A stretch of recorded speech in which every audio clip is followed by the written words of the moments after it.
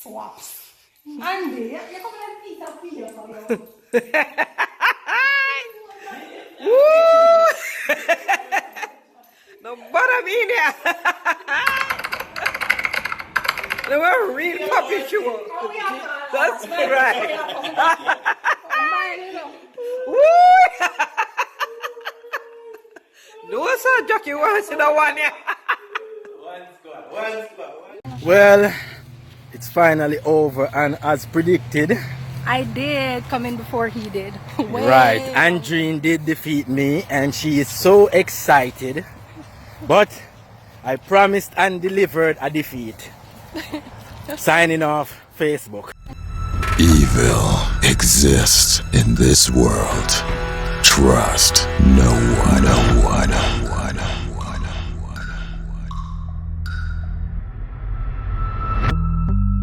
This is the story of Andreen McDonald, a beautiful, caring yet calculating woman who married a clever man-child, then cheated and bamboozled him, leading to her demise.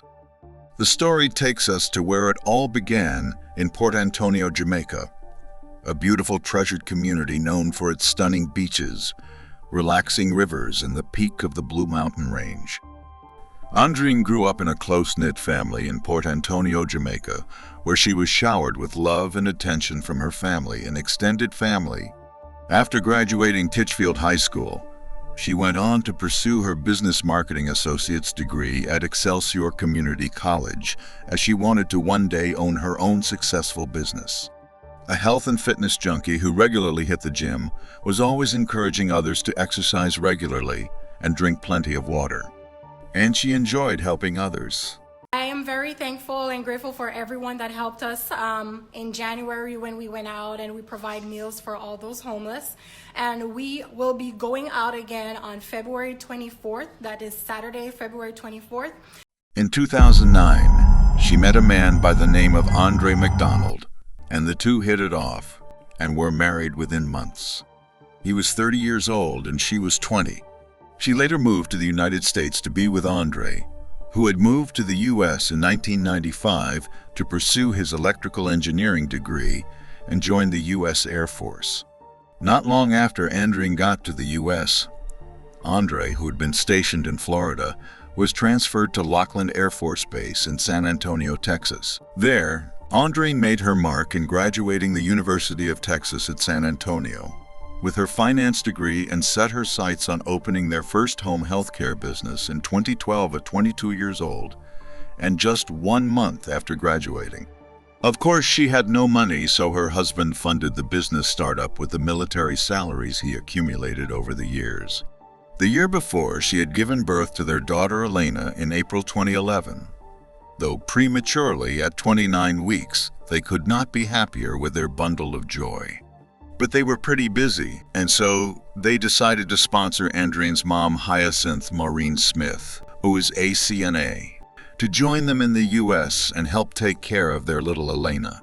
They had found out their daughter was autistic in 2014, which posed an extra challenge to them. But by 2015, Andreen's mom was with them in their home in San Antonio, helping to care for their baby girl. Of course, the dynamics of the home shifted. First with their new daughter, and now with Andreen's mom, but Andreen quickly got adjusted and everything was working great. They had decided earlier on that no matter how busy they got, they would always have dinner together, and that's what they continued to do. That same year, they opened their second healthcare business at another location and became even more busy, and Andreen was promoted to major in the Air Force and transferred to reserve duty in order to remain in San Antonio. Andreen's half-sister Cindy Johnson also lives in San Antonio, and they would all gather from time to time, as extended families often do, and have fun catching up and laughing. So they did have an amazing number of years, but that was about to change, and soon.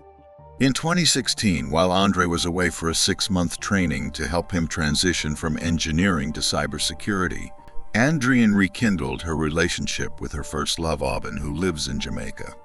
She had been with him when she was 13 years old and he was 27. And so she sent a text telling Andreen not to come back to the house when he returned from training. According to Andreen, He was caught off guard because they've had small disagreements here and there, but nothing to warrant that text. Moreover, when he left home for the training, they were in a good place. So Andre went home anyway when his training was done in December. And when he got home, the atmosphere was different. She would be miserable and aggressive towards him, arguing over the simplest of things. And he did not sign up for that kind of living. So after a few months, he told her he would be filing for a divorce, which he did soon after in 2017. After filing the divorce papers, they were still living together in the same house. But at some point, when he returned home, he found that she had locked him out and would not open the door. And when he tried to get in, Andreen called the police, and when they arrived, he asked them to wait so he could get some clothing and leave. He then packed a few things and went to a hotel and later to live by one of his friend's house. Andreen knew she wasn't yet finished putting her ducks in a row to leave Andre fully, so she begged Andre to call off the divorce and return to the house so they could work on their marriage. Of course, Andre still loved her, so he called off the divorce and went back home within a few weeks. Everything was going great for a while. They even purchased their first home in July of that year on the north side of Bexar County at Solitude Cove in San Antonio, Texas. But he had no idea the plans Andreen had that did not include him. He called off the divorce and was working at their marriage as Andreen had requested. But it was one-sided. Andre was working at improving their relationship, but Andreen was more focused on her rekindled relationship with Aubin and making plans to leave Andre and be with him full-time. She was spending a lot of time on Facebook where she and her rekindled lover often communicate. Andre would sometimes see her rush to get off Facebook whenever he walked in, and he became suspicious and began to stalk her page. And while there, he noticed Andreen was liking her ex Aubin's posts. He knew Aubin from back in Jamaica as he was living not very far from his father, Everton Beachy Stout. And he knew he was Andreen's ex. Andre then began posting photos of himself and Andreen together and tagging Andreen to see if she would like or interact with them. But she didn't. He was very hurt by this. Andreen would continue taking trips to Jamaica saying she was going to visit family, but she was also going to see Aubin. And Aubin was in the process of getting his green card so he could be in the U.S. with Andreen. She had confided in her friend Carol Ganbar about her rekindled relationship with Aubin, and Carol had told her to be careful, she's playing with fire. She told her if she continued with the affair, she might end up killing Andre or Andre might end up killing her. I'm Carol Ganbar. It's Carolghanbar. And Ms. Ganbar, do you know an Andreen McDonald? Yes. How do you know Andreen? She's a good friend. How long did you know Andreen? Since the end of 2014. Now, Andreen, did you know what business she was in? Yes. What type of business was it? Assisted living and memory care. And what type of business do you run? Assisted living and memory care. So are you actually competitors? We were. So when you first met Andreen back in, I believe you said 2014, you developed a friendship over the years. Correct. And she confided in you about what was going on in her life, correct? Correct. All aspects of her personal life you discussed. Yes. So you were aware that she had an affair with a man in Jamaica going on around this time, correct? Correct. I believe his name was Aubin, correct? Correct. And she told you a lot of the finer details of that relationship, right? Correct. That they had been together previously before she had come to America and before she had married Andre, right? Correct. That had rekindled. Correct. And then it had been going on for a while, correct? Correct. And you would warn Andreen about what she was doing concerning that relationship, right? Yes. You told her that she was playing with fire. Yes. You indicated that that situation could cause more trouble in her marriage, right? Yes. You indicated that if things continued on that way, she might end up killing Andre, or Andre might end up killing her. Correct. But Andreen didn't listen. She was too much in love with Aubin not to risk it all. According to Carol, Andreen would often complain that she wished Andre would go ahead and just cheat already. You also know that Andreen sometimes said that she wished that Andre would just go ahead and have an affair too, right? Correct. That way, she could divorce him and get to keep most of their resources. But when that wasn't happening, she decided to go ahead, open a new LLC with herself as the sole owner and transfer assets from the other business they co-owned to that new business. By 2018, the couple had expanded the healthcare business to a third location and were drafting up plans for the fourth. Andreen was beginning to feel drained catering to home plus business plus self, and Andre was feeling neglected. He felt like an outsider, and he decided to begin looking at Andreen's page again. And sure enough, Andreen was still liking her ex-posts on Facebook. And he was hurt, even more, thinking, how could she find time to be on Facebook liking another man's post, but couldn't find time for him, and he was her husband? And right there. So for the second time, he began uploading pictures of him and Andreen together and tagging her to see if she would like or interact with them. But still she didn't. In April 2018, Andreen was scheduled to speak at her alma mater Excelsior Community College Entrepreneurial Week event in Jamaica. And she used that opportunity to spend some quality time with Aubin as well as her best friend from childhood, Andreen McDonald. Tanya was married to Andre's dad, Everton Beachy Stout, who often had her under surveillance, and may have alerted Andre to Andreen's affair later on. While in Jamaica and out on one of their excursions, Andreen decided to get 2 tattoos, one matching a infinity that Aubin has, and the other of Aubin's birthday to formally commit to their reunion and lifetime partnership. When she returned to the U.S., she became more distant with Andre, and Andre became regretful about marrying her and taking her to the U.S., allowing her to have a better life. On July 4th, 2018, while they were at one of Andre's friend's house having dinner, Andre noticed the 2 new tattoos on Andreen's hands. The birth date of the ex she claimed she wasn't seeing on her wrist, and an A infinity tattoo between her index finger and thumb. Andre lost it. He began to curse her out so terribly his friend's wife told them they had to leave. He continued cursing at her as they got into the car where Andreen was at the wheels in her Porsche Macan. As she tried to explain away what the tattoos were and what they meant, it infuriated Andre even more. How dare she insult his intelligence?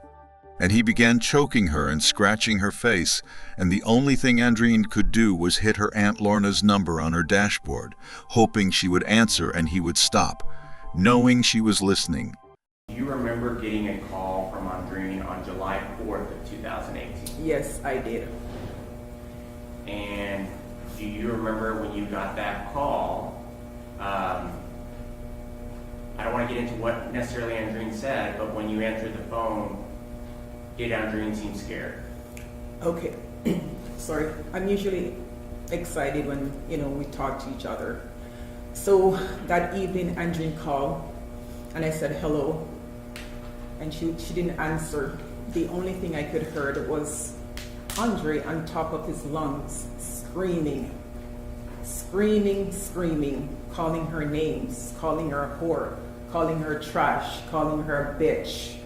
And what I heard Andreen say, Andreen said, Andy, because that's what we call him. I don't call him Andre, I call him Andy. We all call him Andy.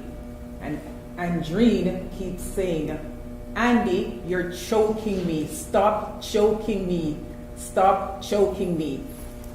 And one of the time, Andreen, because she was driving, and I know, she said, I knew this because she said, I'm driving. And she said, you're covering my face. Stop scratching my face. And we still continue on. And she was very, I could tell by the sound of it, she was very, very scared because she keeps calling your name and you still continue to do what you're doing.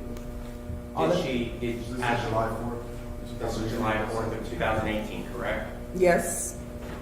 And as Andreen was yelling, did she seem like she was scared? She was very scared, because she keep calling out his name, telling him to stop, and he wasn't. And she keeps saying, I'm driving. you know, I can't see. And he still continued. And she even said, you're scratching my face. Stop scratching my face. Stop covering my eyes. Stop choking me. And he continued on. How did that phone call end? What happened after you heard all those noises? And Just the screaming, and then all of a sudden I don't hear anything. And I starting to get scared. I keep calling the phone and no answer. And right there and then I was just like, oh my God, he killed her. I called so many times, like just keep calling. I was so scared. And nothing, back to back. And at that time, I didn't have his phone number until after. Later on in that evening, she called and she said she's okay, but she can't talk and she'll talk to me after. And I said, are you okay? And she said, I just like my throat where he was choking and the scratches. And she sent me the picture right there. And Lorna, we saw a picture during the trial. Was this a picture of Andreen's face with scratches on the front of her face? yes, And were those pictures that she sent to you? she sent it like right away. Lorna, did you talk to Andre after that happened? Yes, I did. Can you tell the judge how that came about? Okay. After I spoke with Andreen, I was really mad. I was so mad. And I said, listen, I said, I need to talk to Andy and I need his number because his name is not Paul Anderson and your own dad would never do such thing to you. She gave me the number and I called Andy. He answered the phone because I guess Andreen told him that I was going to call. And when he said hello, I said to him, I heard what happened yesterday. I was on the next end while you were carrying on. And I said, what was the purpose? I don't understand. I don't get it. Like, why were you trying to kill her? Because she's driving and she's screaming that you're choking her. So what was the point of that? He said it had something to do with a tattoo. I said, what tattoo? He said that Andreen had a tattoo that he just noticed on her wrist. The tattoo meant something to her. And I said, well, what does it mean to her? Because it wasn't adding up. He said that it had something to do with... Your Honor, this entire recitation is hearsay. It's not hearsay. He said the tattoo had something to do with a guy named Albin. Albin is a guy that Andreen knew a long time ago. And Andy said the tattoo had something to do with Albin. After that, he said, Andreen is seeking attention from Albin because she went on Facebook and she liked something that he posted. Andreen had hoped Andre would not catch on to her tattoos or find out the meaning of them. But she underestimated him. At this point, their relationship was at the point of no return. There were no more eating dinner together as a family, and they were sleeping in separate rooms. They continued on with business as usual, like nothing but coffee was brewing at home, and to the outsiders looking in everything looked great. She even threw Andre a birthday party for his 40th birthday on February 16, 2019, where she again asked him if he would go with her to Buju Banton's Long Walk to Freedom concert, which was due to take place a month later on March 16, 2019 in Jamaica.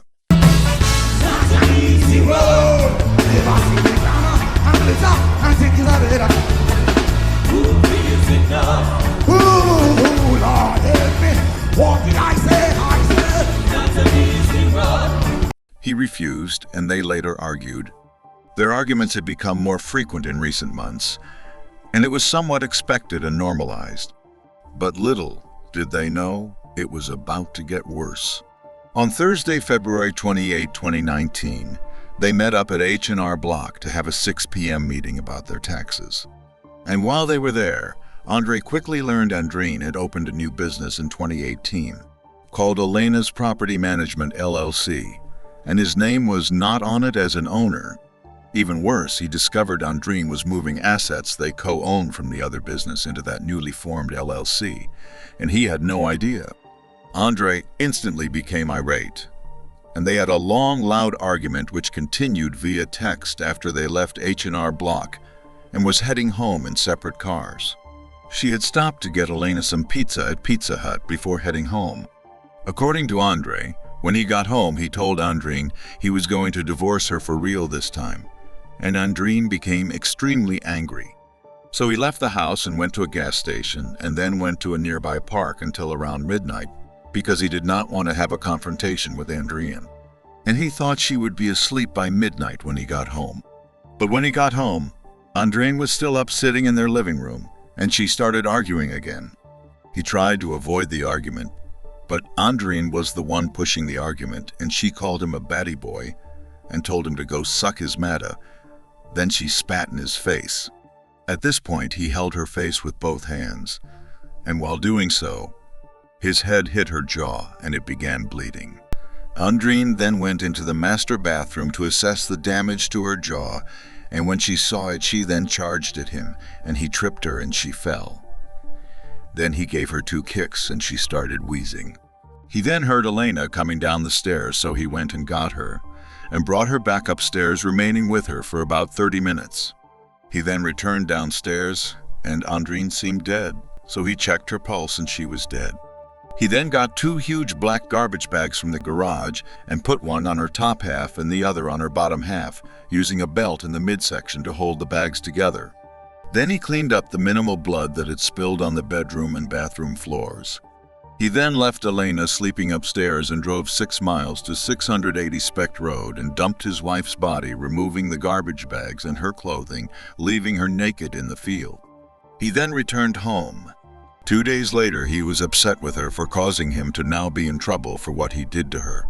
So he went back up there with a hammer, gasoline, flashlight, and a lighter and beat her dead body with the hammer before throwing cow bones on her and lighting her on fire.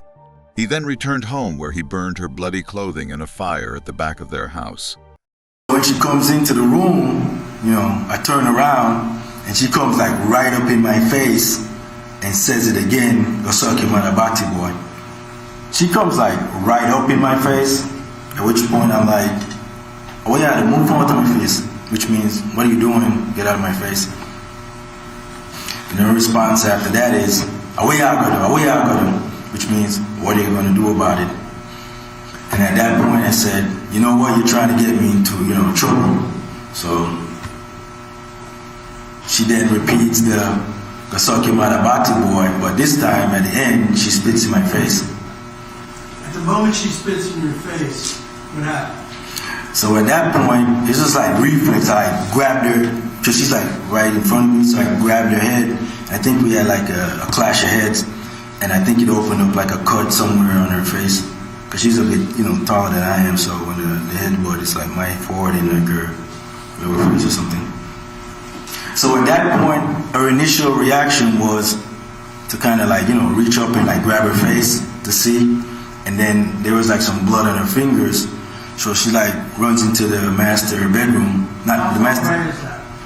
So the master bathroom and the bedroom are just separated by a door. So we're like, maybe the distance to the bathroom door is like between me and the slave right here. She runs into the bathroom and turns on the light switch, and then turns to the mirror to kind of take a look at her face.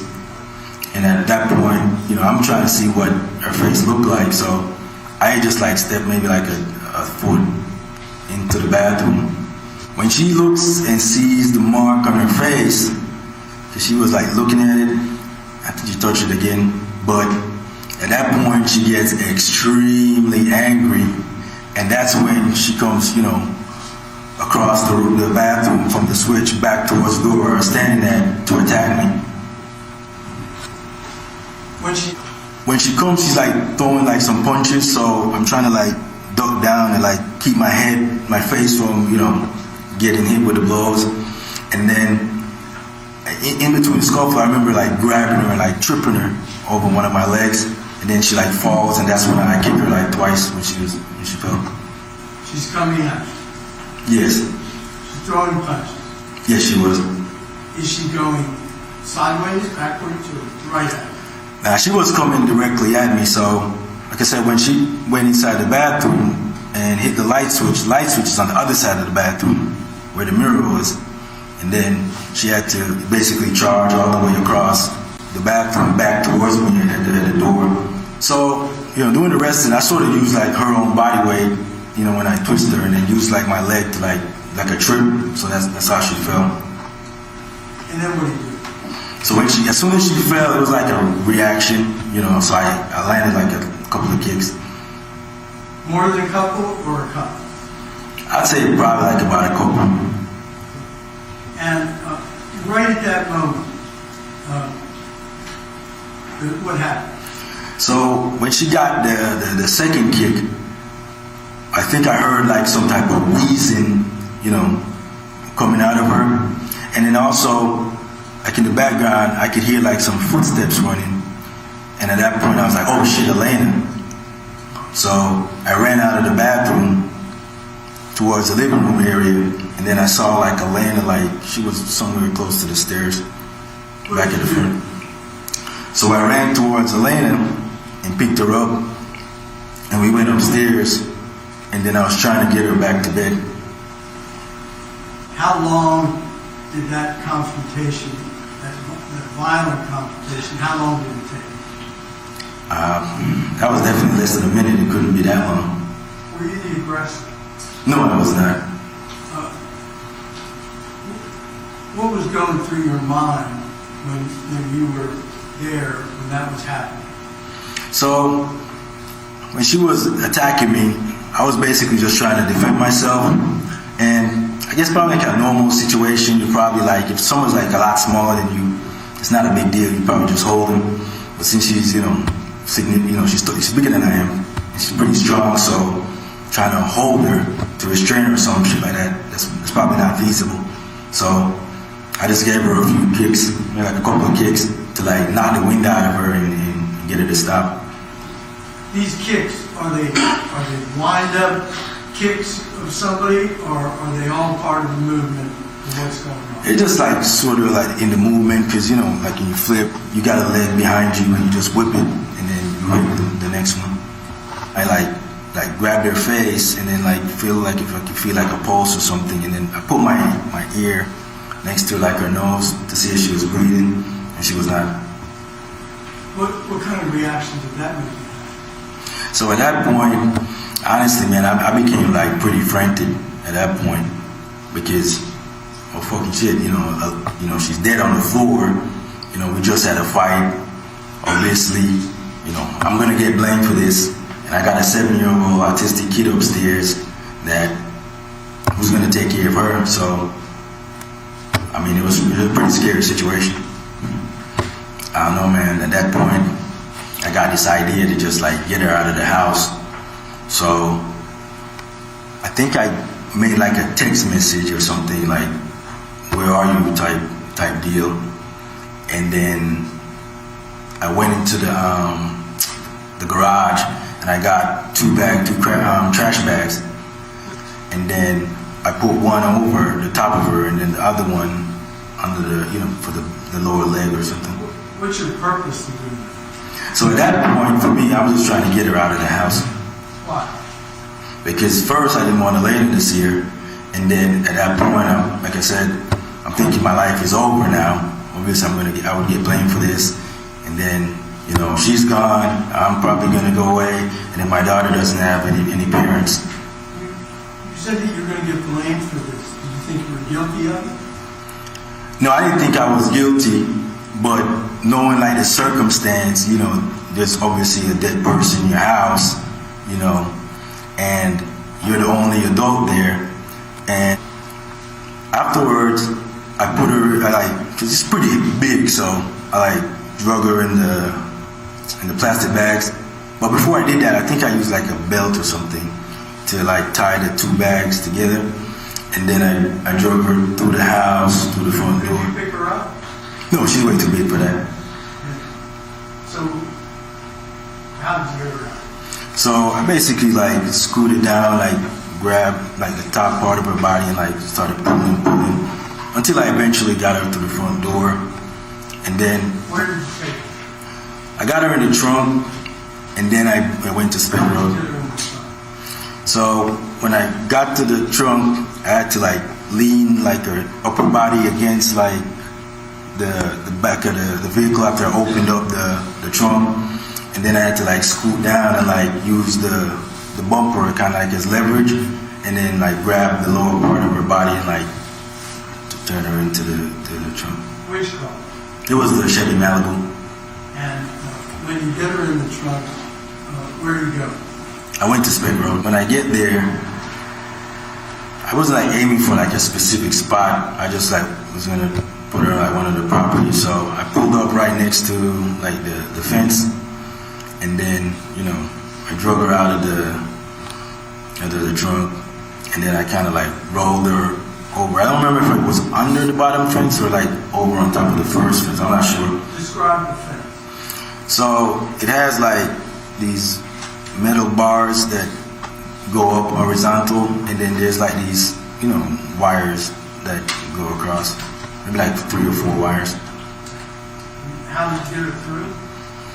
I'm not exactly sure. I think either I probably slid her under the bottom, or it was like over the bottom fence. Would there be a reason that you're not sure? It's been 4 years, so small details like that is kind of hard. You sat through this whole trial. Did you put the body where all the photographs and where the bones are and all the exhibits that have been shown to us? Yes, that would seem kind of accurate because I remember there was like, a dead cow right next to where I ended up. When you put the body there, what did you do? So at that time, I took the bags off. I was just going to leave it there. And for some reason, I don't remember why, but I just had this weird idea to probably should just take the clothes. So I took the clothes and threw them in the bag and then went back in the car and went home. Take all her clothes? I think so. And you put them in the bag and went home? Yes. She's trying to set me up to like get me down to Jamaica and have the boyfriend, off me when I was down there. And at that point, like the pity just kind of like went away. And now it's just like pure rage and like anger. The whole time I'm in there, I'm just there. I'm like angry now because now I'm like, she got a degree. Did they release you? Nah, they didn't leave. They released me maybe like 2 o'clock or something. What did you do? So as soon as they released me, like I said, I was pretty angry now at that point. And so I went inside the house when they left, and then I think I grabbed like the hammer. I had like a little bit of gas or something in like a container, like a plastic container. And then I went into the vehicle and left. But then when I drove out, it was like really foggy and dark that night. So I had to like circle back to the house to grab the flashlight. And then when I grabbed the flashlight, I think that's when I then drove to the, I think I circled back a third time because when I grabbed the gas, I didn't have anything to light it with. And then I went back to grab a lighter. And then I went to the field. I get really angry, so at that point I poured like the gas on her, and then I lit the fire. And then it was out. I don't know how long, but it was out pretty fast. Then what did you do? So at that point, I got a hammer, and the body's like right there. So at that point, I just got really pissed off and started like hitting the body with the hammer. How many times? Honestly, I couldn't tell you, but it was multiple times. But I know. Where did you hit? So I know I was like hitting like in the face and like the neck area. And I remember like at first I hit her in the face with the hammer front, and then I used the claw and like hit her in the neck area. And I remember the claw got stuck in like her neck, and then that's when I was like ripping the hammer out. And then at that point, I thought I was done, but as I'm like trying to like walk away, I give it like one more whack somewhere in the body. I'm not sure where that landed. This argument continues into the bedroom, and you said at some point your heads collide. Is that correct? Correct. How did that happen? So, like I said, when I walked into the bedroom and she follows me in there, you know, cursing at me, when I turn around, she comes up into my face. So she's like right into my face. So when she spit in my face, she's right there, and I grabbed her face like this. And then that's when the head collided, when I grabbed her face. Other than a spit, is that the first time that either one of you touches each other? Yes. Did you grab her with both hands? Yes. How did you grab her? Around the ears, the hair, where? On the side of the face. And you said that because she was close to you, are you saying that it was an accident that you headbutted her? I didn't call her the headbutt. I just grabbed her face, but she's right there, so the grabbing motion caused the collision. So when you grabbed her, that's when your heads came together? Correct. And when you said that happened, that it drew blood on her? Yes, it drew blood on her face. Where on her face? It was like somewhere like here, because I'm a bit shorter than her. So somewhere in her cheek area on the right side, I think is what you're indicating? I don't remember exact side, but I know it's somewhere on the face. Did you see any other blood or injuries that you caused when you did that? No. Did you have any injuries? At that point, no. You said that she went into the master bathroom to look at the injury, correct? Correct. You said that she turned the light on. Correct. And she observed what you had done to her. Correct. You said that you followed her in, correct? I turned around because the bathroom was right there to see the damage that was done to the face, because there was no lights on in the bedroom or the bathroom at that point when we first walked into the bedroom. How much blood was coming down from her face? I couldn't tell because it happened so fast, but I knew there was blood because I remember blood on her fingers when she touched her face. So you said that she touched her face and got blood on her hand? Yes. Do you know how she got blood from the light switch? I'm thinking when she turned the light on. Did you see that? Well, that's the only way the light would come on, is if she touched the light to turn on the switch. I don't know if there's any other way to do that. Did you see blood and hair on the light switch? I wasn't looking at the light switch. I was looking more towards her, so I wasn't observing the switch. So I didn't see any blood on any switch at that point. I was just looking at her as she was looking in the mirror. Now you're saying at this point, Andreen became angry. Well, she was already angry when I was leaving the house. She got even more angry when I got home and mentioned the divorce. And as that escalated in the room, she's getting more angry. And then when she looks and sees her face, I mean, it goes up even another notch than that. You said that when she saw her face, you said that she tried to strike you, tried to hit you? Yes, because like I said, when I went through the door for the bedroom and the bathroom, that's when she, came across the room to attack me back by the door. How did she try to strike you? Well, she was throwing some punches, and then I was like ducking down to try to avoid getting hit in the face, and then I grabbed onto her, and then I did like a tripping motion, like. So the way she was trying to contact you was trying to hit you either with her fist or slap you, correct? It wasn't a slap, it was a fist. I'm sorry? It wasn't a slap, it was a fist. Did she actually make contact with you? There was contact in the back, because like I said, I was ducking down to avoid getting hit straight in the face, and then I grabbed onto her like a clothes or like a shoulder clothes, something in the upper area, and then I did a swing, like a takedown, but it tripped over the other foot too. So she grazed you with her fist? Probably in the back area. How many times? I don't know, to be honest. Did you grab her quickly after she did that? Yes, that's what I said. I grabbed onto her as she was, wailing on me, and that's when she fell on the ground. Where did you throw her on the ground? In the bedroom or in the bathroom? We were in the bathroom. Like I said, the confrontation started in the bedroom, but when she went inside the bathroom and turned the switch on, that's when the rest of the confrontation happened, by the door. How did she go down on the ground? Like I said, when I twisted, I also used one leg to trip her, to get her on the ground. Did you fall on her face, her side, or her back? I think more on her side when she fell. How far was she in the bathroom at this point? We were right close to the bathroom door that splits the bedroom and the bathroom. Is that when you started kicking her? Yes, that's when I kicked her twice. Where did you kick her?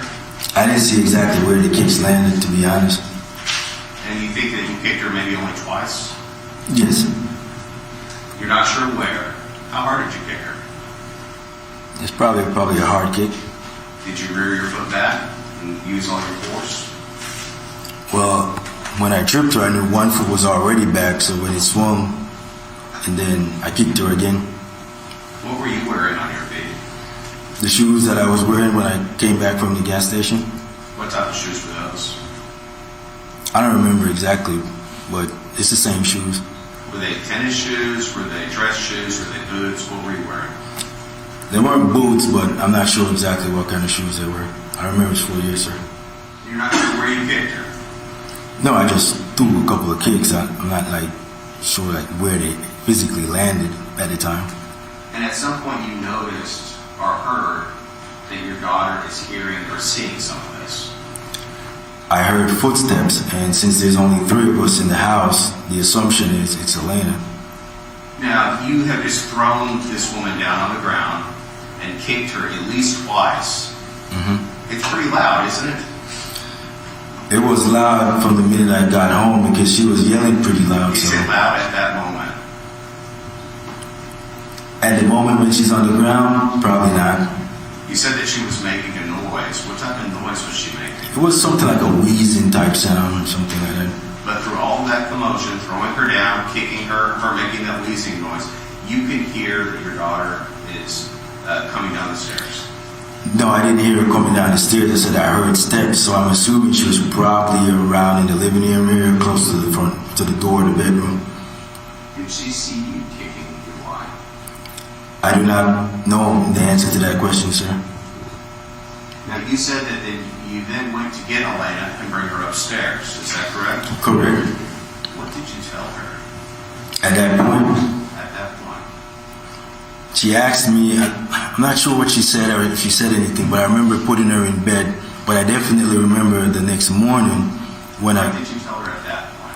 I don't remember that having a conversation at that point. I just remember, but I remember exactly what happened in the morning when I was getting her ready. We'll get to that.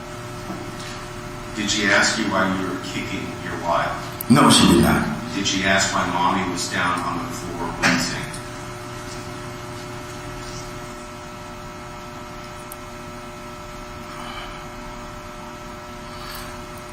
I think the last piece probably that sounded kind of familiar. Like now that his name mentioned that, it does sound familiar. Like she had probably said something about She said, "Did mommy fail?" That's what she said. That's what she said. What did you tell her? I said yes. That she fell. Correct.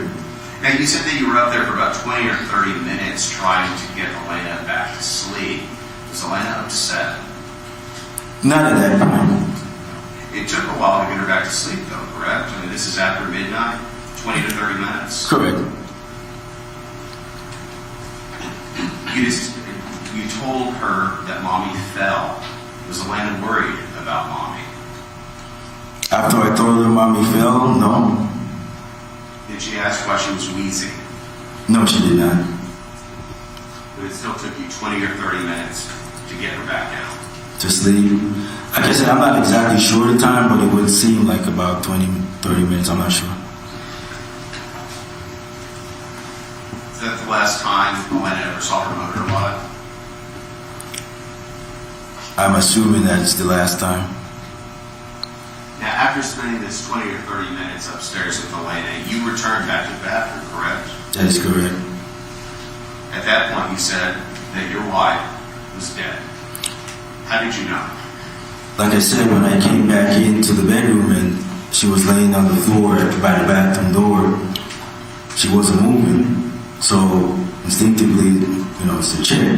So I bent over to I moved her face, and I remember trying to put my ear next to her nose, just see if there's some kind of breathing going on. And then I think I maybe checked for a pulse or something, but I definitely remember checking for the breathing through the nose. Now, you said that when you went upstairs to take Elena up, you heard wheezing out of Andreen. Did you think to call EMS, somebody to try to help her at that time? So at that point, I didn't think she was like, you know, in like some type of critical condition. I'm just thinking she probably got the wind knocked out of her from the kicks. Now, when you come back downstairs and you find out that she's dead, what time is it?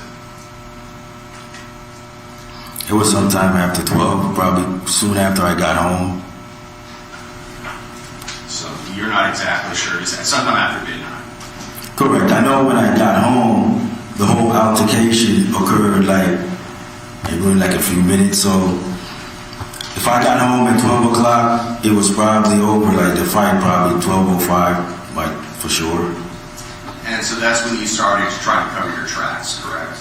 At that point, no, I wasn't thinking about covering it up immediately. I'm thinking about, oh my God, what the hell just happened here? And I'm thinking about how messed up the whole situation is. Like, the first thought that I had was, oh my God, you know, Andreen's dead. I'm probably going to get blamed for this. Elena's not going to have, like, you know, basically any parents. And then the second thought I had was, why the hell did this have to freaking happen to me? Because the whole freaking night I spent trying to avoid any kind of situation like this. I left the house purposely to avoid any kind of physical contact. I stayed out several hours trying to avoid any kind of physical contact. When I got home, I'm not expecting anybody to be up. Elena's supposed to be going to school in the morning, getting up at 5:30, and Andreen's supposed to be going to the gym at 5. You're not going to object to narrative at this point. He's there. Now, during that whole time frame that you're thinking about this whole situation, did it ever occur to you to get help? At that point, I wasn't thinking about getting help because there's no one to help. You never thought, I need to call EMS, maybe they can revive her, nothing like that? I never thought about calling anybody to revive a dead person, so I'm not sure what you're asking. You're not a medical doctor, correct? No, I do not have any medical background. So you didn't know if there was any life-saving techniques that might have been used at that time? No, I was not aware of any of that. Now, at that point, is that when you go to the garage to get the trash bags for your wife? I know at some point when I got back into the house, I was thinking I need to get her out of the house.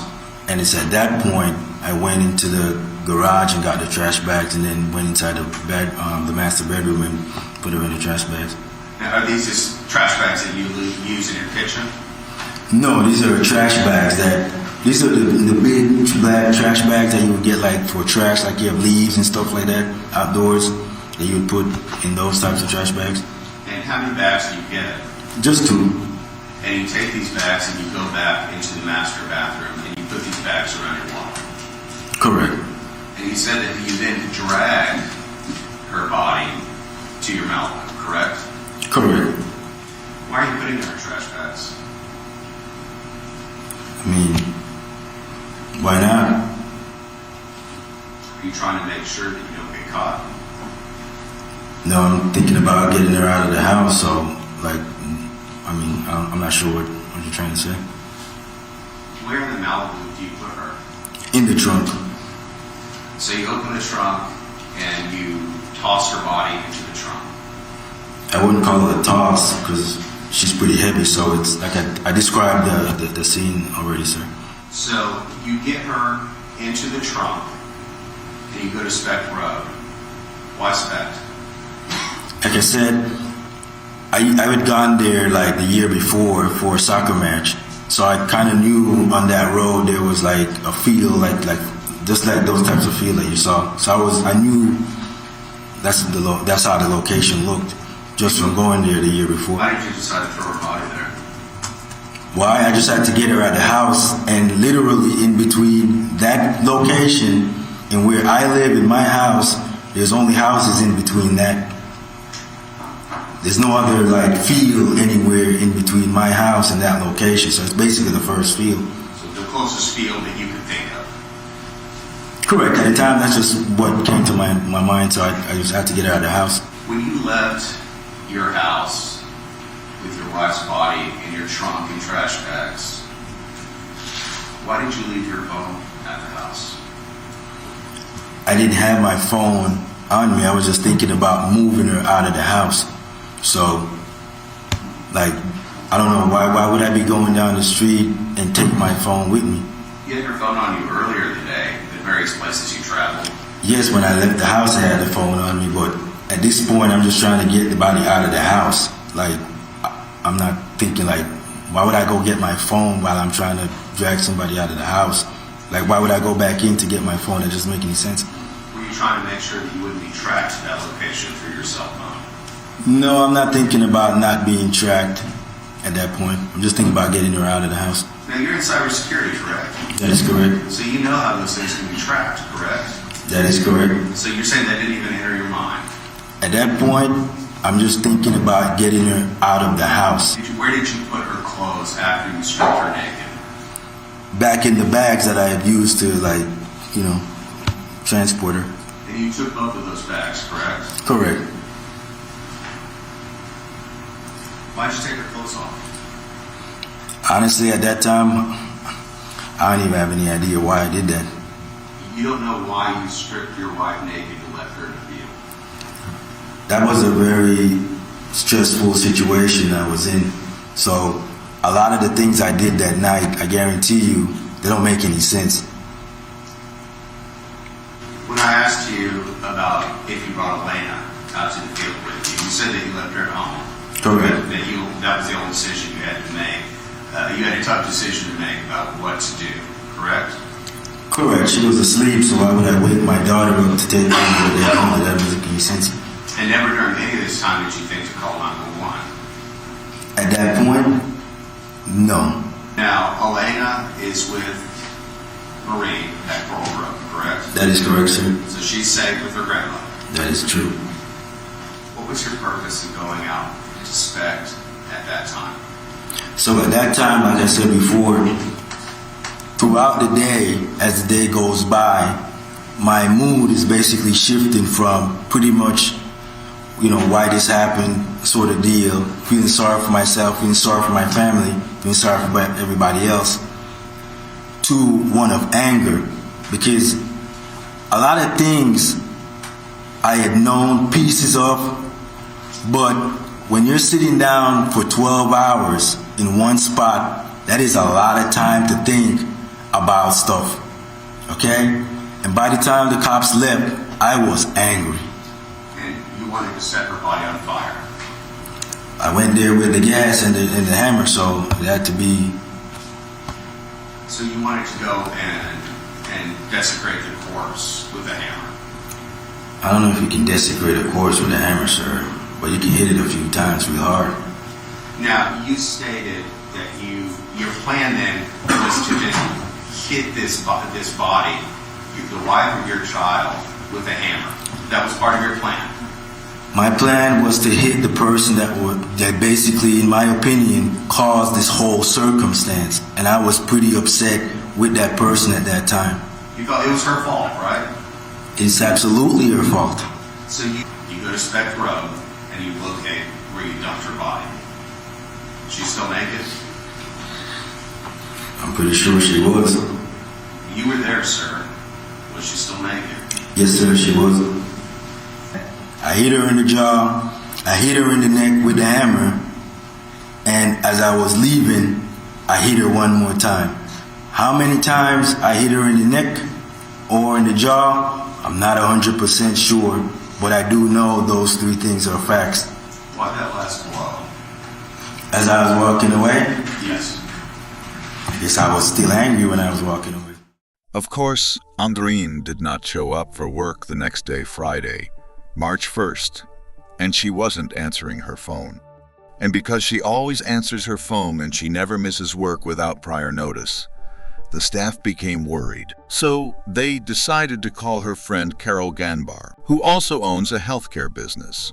But after Carol called Andreen's phone and then called Andre's phone and there was no answer, she too became worried. So she asked her manager employee Elizabeth to accompany her to Andreen's house so she could check what's going on. They lived in a gated community, and Carol had the gate code. When they got to the house and knocked on the front door, there was no answer. They tried the doorknob, but it was locked. So they went around the side to get to the back door, but while on their way, they noticed an area looking like a fire was just there, and they could see a partially burnt zipper. They then continued to the back, knocking and calling out, but no one answered, so they tried the back doorknob and the door opened. The first thing they noticed as they entered is that the dogs were not walked or fed, which was very unusual. As they continued to the master bedroom, they noticed a smudged spot as if it was hurriedly wiped up. They then went into the master bathroom and noticed blood smear on the light switch. At this point, Carol is panicking, thinking her worst fears has come true.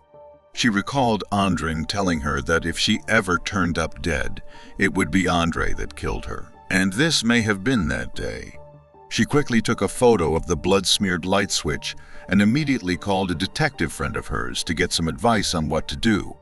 The detective told her to call Andreen's mom first, then the sheriff's office, and that's what Carol did. Andreen's mom, Maureen, had been called in to work the night before to fill in for a manager who was ill and couldn't make it for the overnight shift. When Maureen got to the house and they were inside looking around, Andre walked in through the front door, and they all shouted at him the question on everyone's mind at that point: "Where's Andreen? Where is Andreen?" At which point he turned and ran to his car. At this point, Andre knew he had royally screwed up having Andreen's mom and friends onto him. And it was only a matter of time before the cops would be onto him as well. So he began to think of ways to get out of it. He decided to go to the Baptist Emergency Hospital to ask if there was any McDonald there. And surprisingly, he was told indeed there was a woman and child with that name there. In shock, Andre turned and walked away because he knew he had murdered Andreen, and there is no way that could be her. He then went back to the house. When he got to the house, he was greeted by the sheriff's deputy Gonzalez, who asked him where Andreen was, to which he replied, "Andreen is at the Baptist Emergency Hospital." However, with one quick phone call, the sheriff's deputy found out Andreen was not there. So he asked Andre again, "Where is Andreen?" And his reply was, "We had a fight. She left, and I don't know where she is." The sheriff's deputy had already looked around and realized something was very wrong, so he arrested Andre and took him in for further questioning. He refused to cooperate or answer any questions, and instead retained a lawyer and was released later that night. The sheriff's office decided to begin watching Andre. On Saturday morning, March 2nd, Andre went to a Lowe's Hardware and purchased a few choice items: an axe, a hatchet, garbage bags, gloves, 2 large gas containers which he filled with gasoline on his way home. He then went to work. Meanwhile, the sheriff's office had secured a search warrant and were at his house. They confiscated his new purchases and left. Oh, how I wish they had not confiscated his items but continued to watch and see where he was going with them. As he later testified in court, he was going to go back and bury the body, along with other evidence. He would have been caught then, and Andreen's remains found mostly intact. Later that day, Andre went to a gun shop. But after purchasing a gun and ammunition, he hurriedly left the store without the gun, the ammunition, or his ID. He was then arrested outside the gun shop. The authorities were concerned about what he was up to, and they weren't taking any chances. According to Andre, he was buying the gun to protect himself, but I would have loved to know from who. He was held for a month pending $2 million bond, which was later drastically reduced to $300,000, which was paid, and he was released with an ankle monitor. We're hearing from the Air Force major suspected in his wife's disappearance for the first time since his arrest. Would you like to say anything to us? KENS 5 tracked down Andreen McDonald, who's now on house arrest. He was released from jail today. His wife disappeared a month ago, and investigators fear she has been murdered. All new tonight, Eyewitness News reporter Henry Ramos went face-to-face with the prime suspect. This is Henry with Channel 5. Seconds later, Andreen McDonald answers the door. Would you like to say anything to us? He has been in jail for nearly a month. Deputies say he had something to do with his wife's disappearance. Andreen hasn't been seen or heard from since March 1st. She is believed to be dead. With the door barely cracked, here's the only thing he told me. No comments right now, just Just nothing. He told me he has no comment and was just relaxing. Before we tracked down the Air Force major, he walked out of jail on a lower bond. Here, he didn't say a word to reporters. Andre is on house arrest wearing a GPS monitor and is only allowed to and from work. Today also happens to be his daughter's 7th birthday. Is there something you would like to say to your daughter? No, I don't have anything else to say, but thanks. For the next couple of days, the authorities would work to try and put the pieces together as to what happened to Andreen. But apart from that, Andreen was nowhere to be found and Andre was silent. On Tuesday, March 5th, a search team was gathered. Over 160 volunteers came out to help find Andreen, and they joined forces with the investigators and FBI who had already begun searching. This is great to see community policing at its best right here. If you don't have a hiking boot, hiking shoe that can deal with rough terrain, slippery terrain, then you need to be in this group. They searched far and wide, but nothing. Then one day they stumbled upon some remains, but it was determined not to be Andreen's as that person was much shorter. Meanwhile, Andre was offering no help at all. As he said, Do you make any efforts to try to find her body? That doesn't make any sense. Why would I make any efforts if I already know she's dead? Like, I'm not gonna go out in the field and pretend and do some charade or something, like pretending going out doing fake searches with people and passing out fires. Why would I do any of that? That's just cruel on top of what already happened. You were hopeful that she wouldn't be found, correct? I sort of expected that she would be found. I was just surprised it took that long. after weeks of searching and coming up short, the official search was called off. But people in the community were forming groups and continuing the search for Andreen. It would be 133 days before Andreen would be found. The search for missing mother Andreen McDonald is officially over. On July 11, 2019, a farmer in search of cow bones on a private property 6 miles away from the McDonald's home stumbled upon a very foul smell. And upon closer look, he noticed a human skull and bones mixed in with cow bones and alerted the property owner, who then notified the authorities. My name is Clifton Bundy. When you saw the remains, what was the thing that you saw that made you realize that wasn't a cow? Well, the first thing I saw was a skull. 2 days later, on July 13th, dental records confirmed the remains belonged to Andreen. And what a relief it was. That same day, Andre was at home chillin' watching Serena Williams play, when he got a text from one of their employees telling him that the news is reporting they found a body on Specht Road believed to be Andreen's. Andre replied, "Okay," then asked what the person wanted to eat for dinner. Wings or pizza? He was finally arrested and charged with first-degree murder. Her husband, Air Force Major Andreen McDonald, has been arrested and charged with her murder after her remains were found in North Bexar County. Eyewitness News reporter Roxy Bustamante is live at the Bexar County Sheriff's Office with the very latest. Roxy, how did they manage to identify her remains so quickly?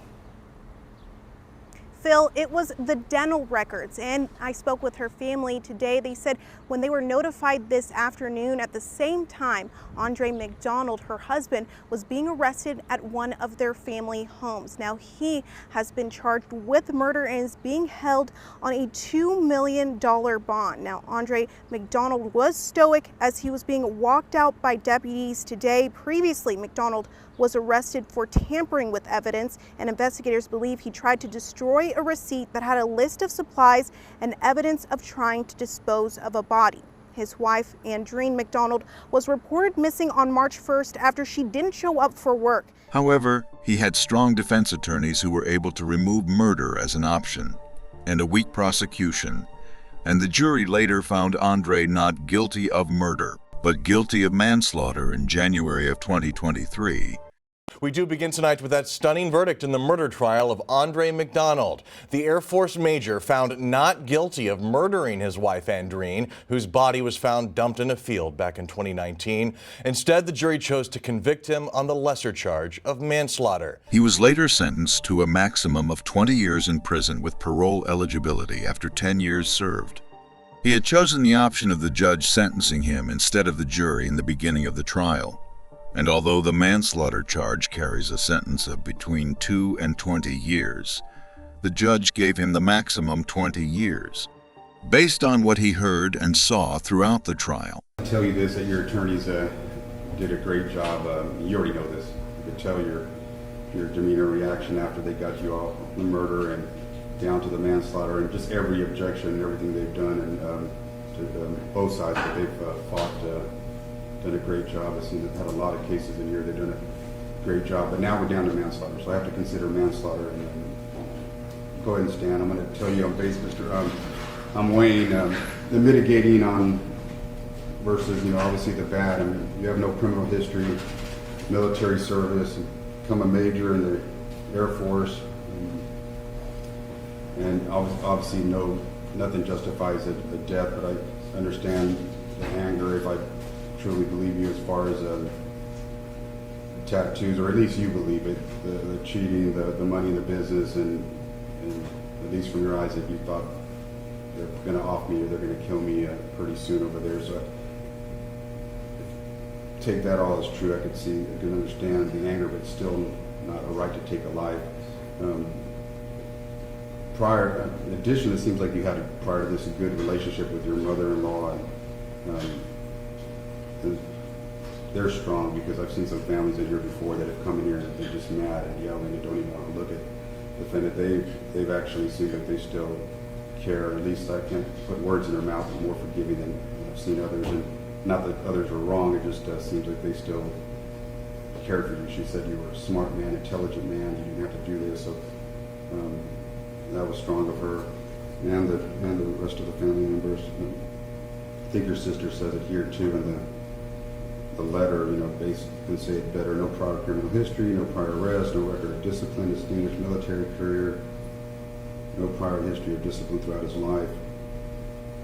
She talks about your support of Elena and helping her with her disability or autism. But I also have to weigh that against, what I heard in the testimony is more on the punishment side. I saw your anger. I told you I understand some of it, but I saw your anger where you said you wanted to go hit the bones, even though I believe that was more of just covering up with that anger of everything that you had heard, and cutting off prosecutors too sometimes before on their objections to hearsay. I could see that temperament, and I think I recall Gamber's testimony saying that if I ever die or get killed, it's going to be because of your actions. So she obviously felt some fear there, and I did hear some evidence in prior assaults, even maybe, I don't want to say minor because no assaults are egregious, but I didn't see any arrest on that or major bruising. Obviously this caused the death in this incident, but it's also devastating that you had to cause your death with your child there. I mean, at home, coming down, seeing part of it, and being there, and you know this because I watched your eyes. The only time it maybe welled up a little was when they're talking about your daughter. That's it's terrible that she had to be there, and then with the victim's body with cow bones. That's also sickening to leave her there with cow bones. Again, to cover your actions, but to do that with the animal cow bones. In addition, not to top it off, is weighing this against your mitigating stuff, is that you burned her body, you beat it with a hammer, and desecrated her corpse. After that, it didn't seem. It almost seems like an emotional, like a serial killer or something. It doesn't match up with your military career and everything else that you got here. It just didn't fly with your background. And the last thing that kind of had me weighing is your emotional state throughout this trial. And it's not, I'm saying remorse is, you have to take your attorney's advice, but you never, it's not remorse like I did it or I felt wrong. You just didn't show any compassion or emotion for the defendant's father was up here testifying. It almost seemed like, I was watching you, and obviously can't put words into your mouth, but I'm watching you, what I see. And it's almost like I don't say enjoying it, but a smirk. I would think you'd be hands on your head or crying, or because you could see that some of them still care for you. Or her mother up there, it just didn't seem to bother you. And you weren't going to care for the mother of your child, for the death. You just didn't seem bothered by that. In the beginning, you were on your phone a lot and playing with your phone. Even had my deputies ask me if returning officer, no, that's whatever they want to decide over there. And it disturbed me that the only time you seemed to pay attention is when they showed her bones up there. You were looking like very interested in it again, and not in sadness of some sort. It disturbed me. It didn't make sense with your background and no criminal history. And obviously you have to, I know there's appellate issues about getting up on the stand and testifying or whatnot, but I honestly thought, well, I didn't hear, even when he was on the stand, through the whole trial, I thought, if the attorneys were putting up, if he shows some emotion and it may even help them more. I mean, that's just my personal opinion. I thought if he showed that he had some sorrow to the family and whatnot, it was a matter of fact, just driving, I'm hitting the bones like this, I'm hitting it like a movie. Just no emotion whatsoever, describing matter of fact that I'm hitting her, deceased body in the face and giving it another whack. It just defied me and imagination. I thought maybe in punishment he's going to come over here and maybe he will cry and show some emotion. And I understand your attorney's arguments that you're going to say that at another time where you want to do that personal, but this is your opportunity too.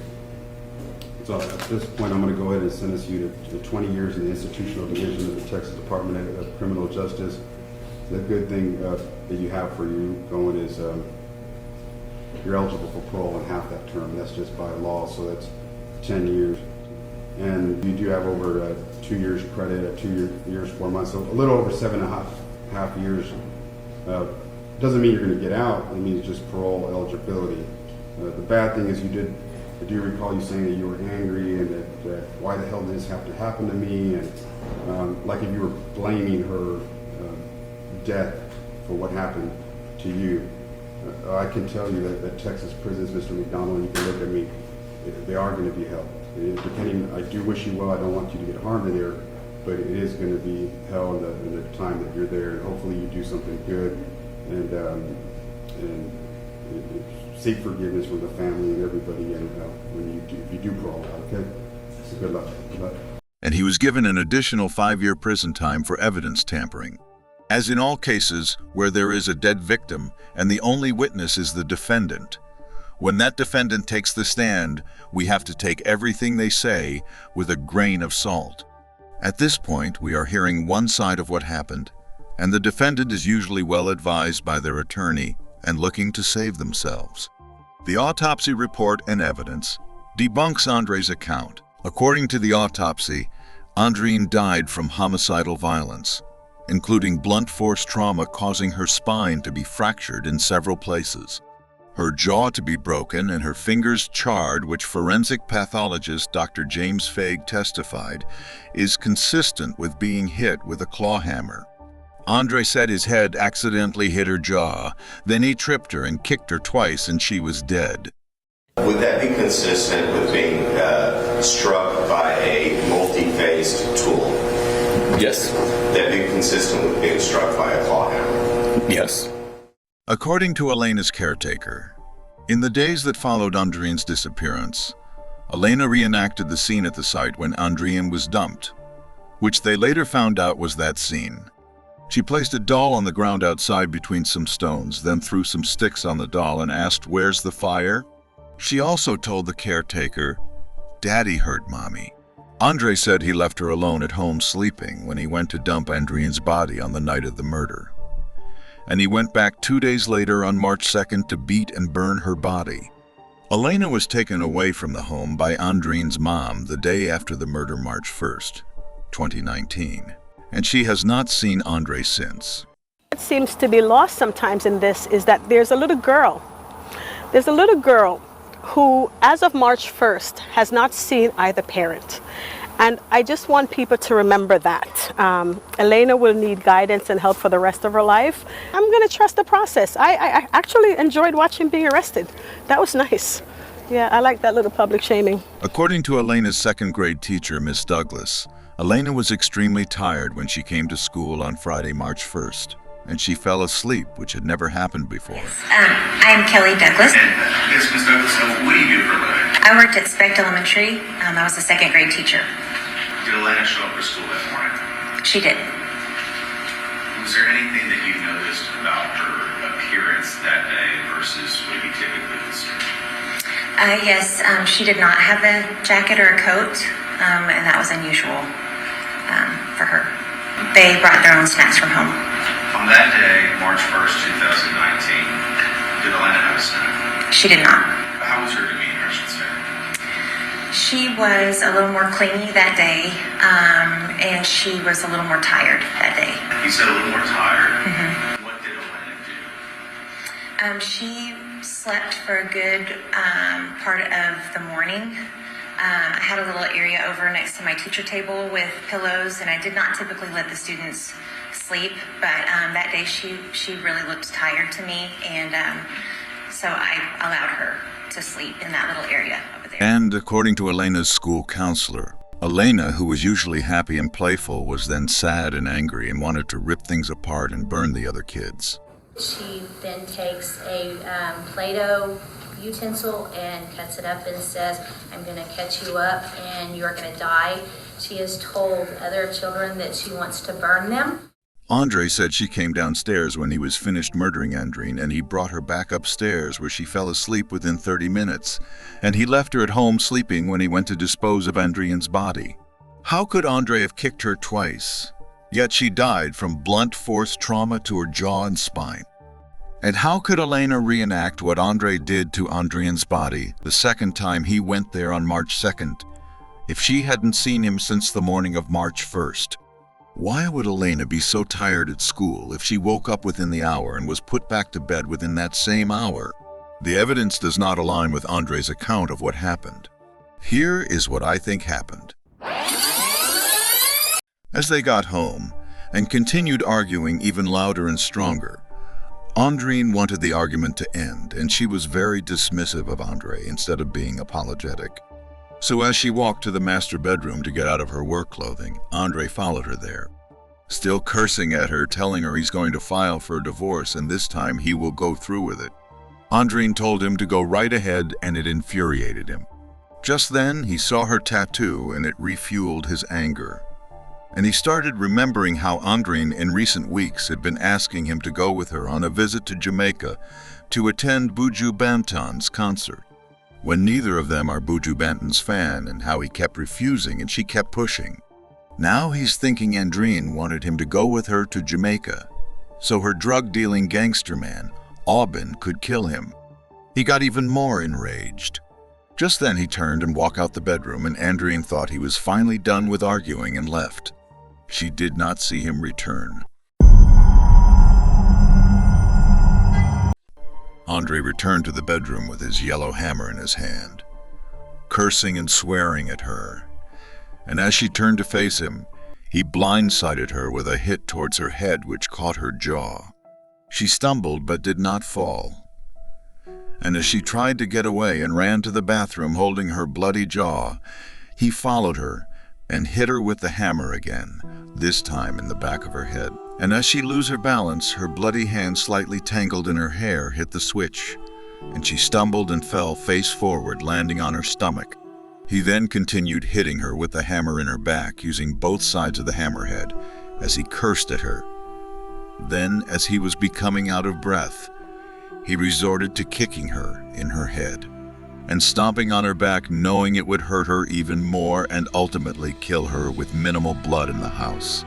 He did not see his daughter Elena looking on as he desecrates her mother, and by the time he saw her, he didn't seem to care. He quickly took off his bloody shoes, took her back upstairs to her bedroom, and told her to stay in her room until he came to get her. He then went back downstairs where Andreen's dead body laid, took her clothes off, and burned it in an area outside. He then went back inside, got 2 garbage bags from the garage, and put her top half in one and her bottom half in the other, placing a belt around her midsection to hold both bags in place.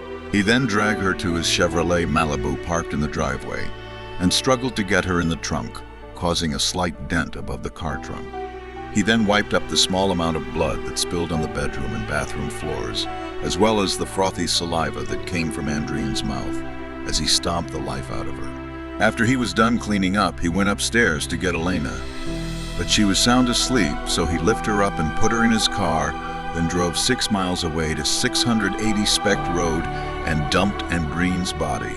He then drove back to his house and put Elena back to bed, then texted his dead wife. He was still reeling with anger and rage about what happened and how he was gonna get blamed for it. So he took Elena out of bed again, put her in the car and grabbed his hammer, flashlight, a gas can with some leftover gasoline from his handyman work, and his lighter, and drove to where Andreen's body was.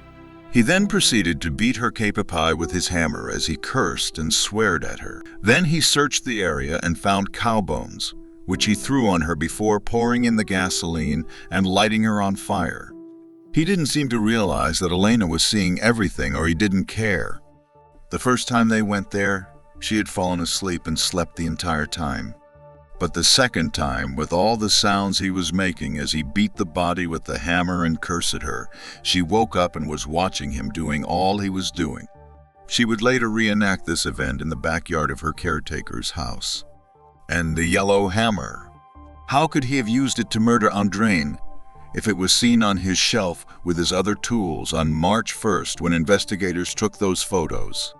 But was not there on March 2nd when they returned and took another photo, the defense asked? The answer is simple. When Andre got back home from beating and burning Andreen's dead body in the early morning hours of March 1st, after putting Elena back to bed, he then rinsed the hammer, dried it, and put it back where it's kept among his other tools.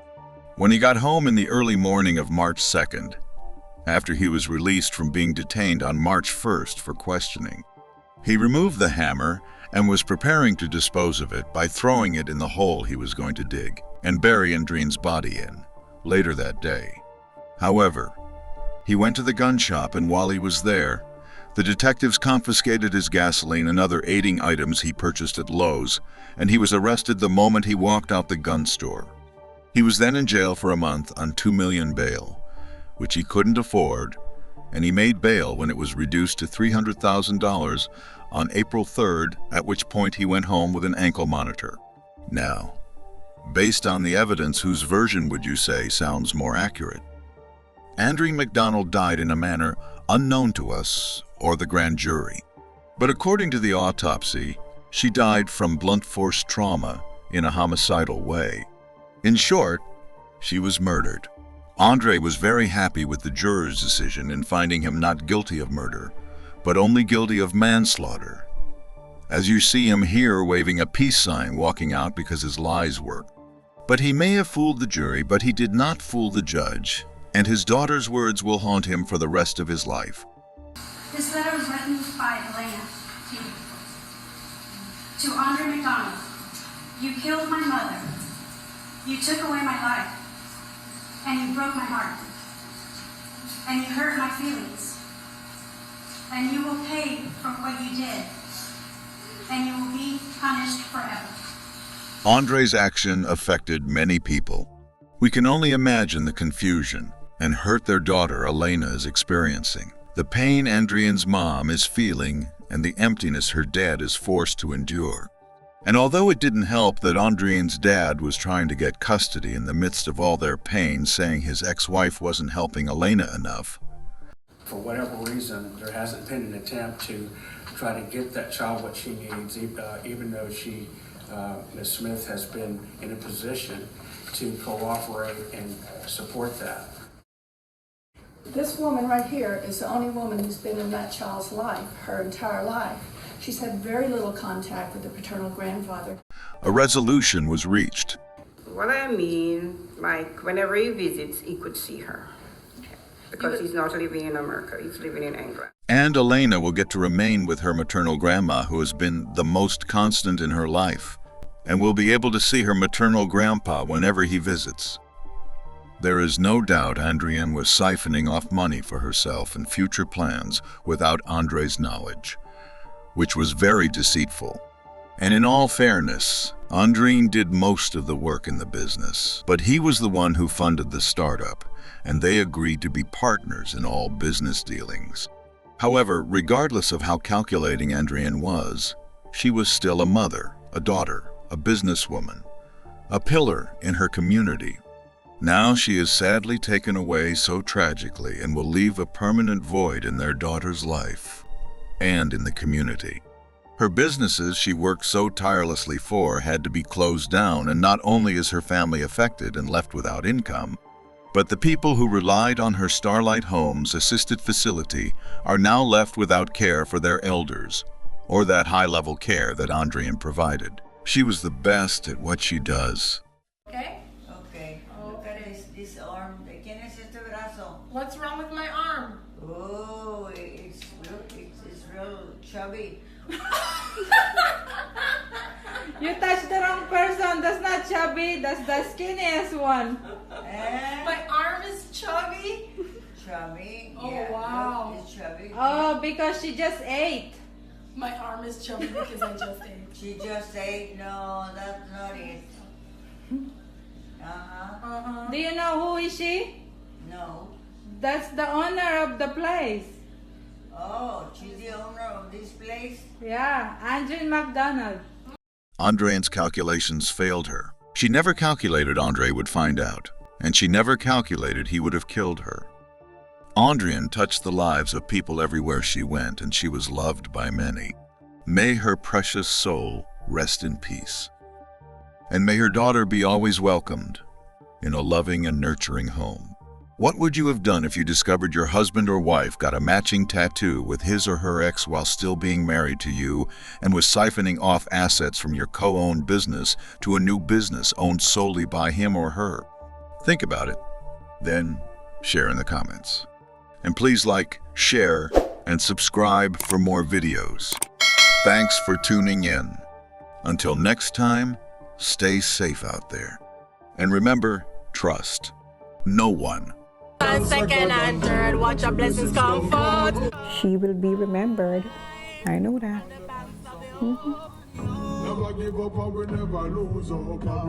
Oh, this is super amazing. I am eating peach that I just picked off my tree. And I'm gonna go pick a whole bunch because the tree's loaded. Yay!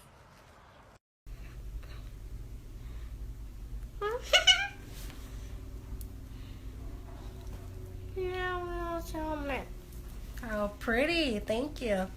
You're doing your makeup? Can mommy get a kiss? Love you.